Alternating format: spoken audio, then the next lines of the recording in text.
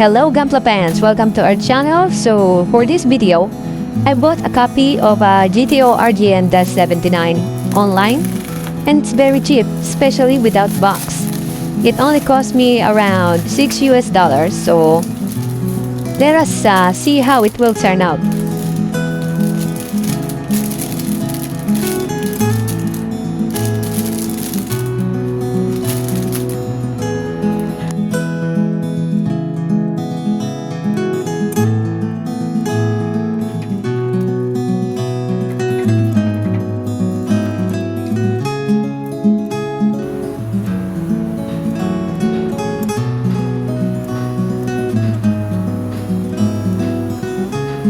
Okay, time to give the verdict.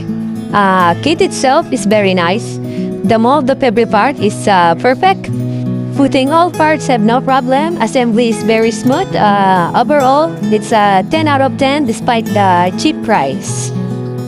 So please enjoy the rest of the video.